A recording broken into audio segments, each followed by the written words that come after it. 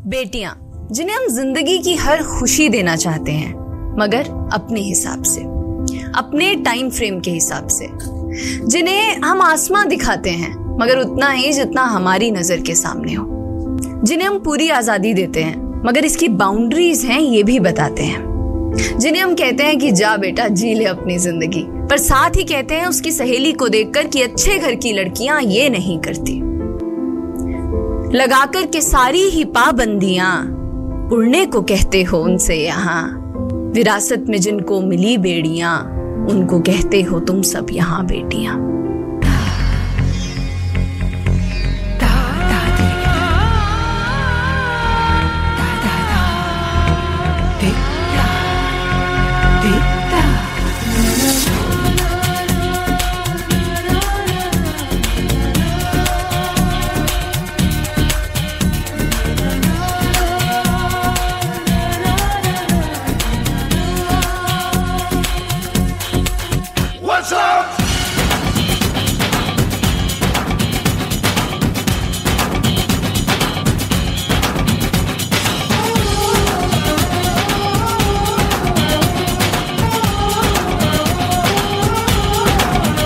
चले जैसे हवाएं सनन सनन, उड़े जैसे परिंदे गगन गगन, जाए तितलियां जैसे चमन चमन, घूमूं मैं भी मगन मगन।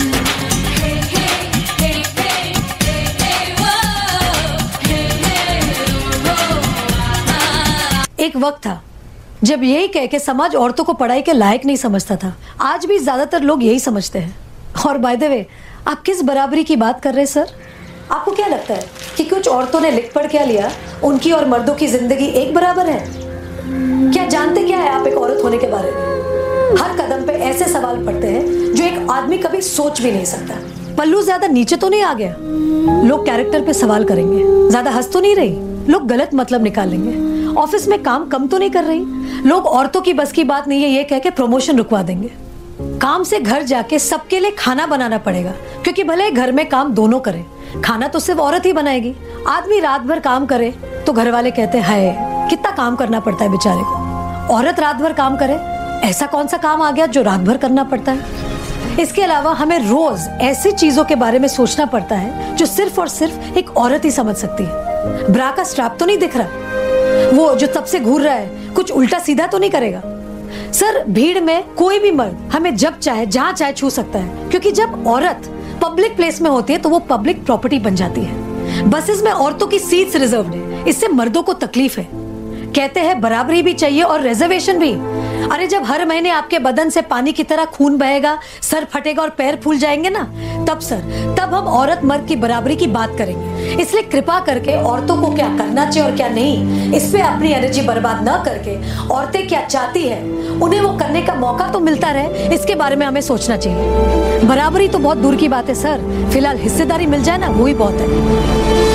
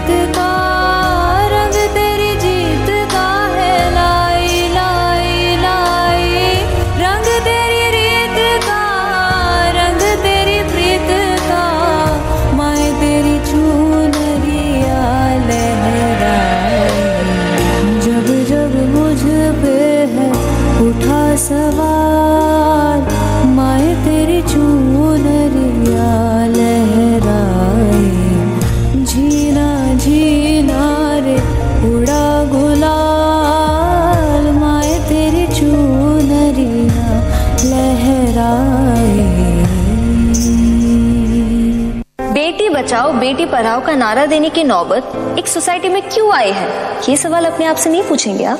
हमारे पेरेंट्स कर्जा उठाते तो बेटों की पढ़ाई के लिए और बेटियों की विदाई के लिए।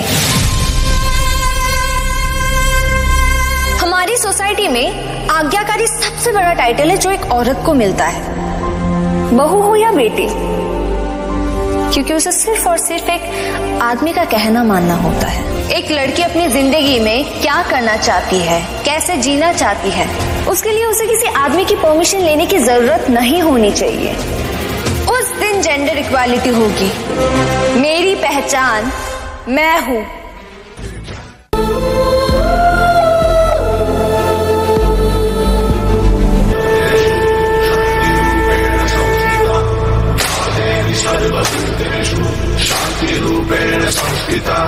आज से अब से आन मेरी मैं तुमको ना छूने दूंगी, जान को चाहे छलनी कर दो मान को ना छूने दूंगी। छू के देखो दिल मेरा तुम्हें दिल में अपने बदलूंगी, पर छेड़ के देखो तुम मुझको मैं तुमको नहीं छोड़ूंगी, मैं तुमको नहीं छोड़ूंगी, तुमको नहीं छोड़ूंगी।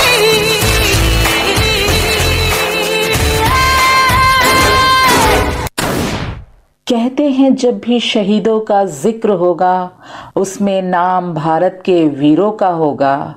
कर रही हूँ अपने आप को उस दिन के लिए तैयार जिस दिन इन वीरों में मेरा भी नाम होगा।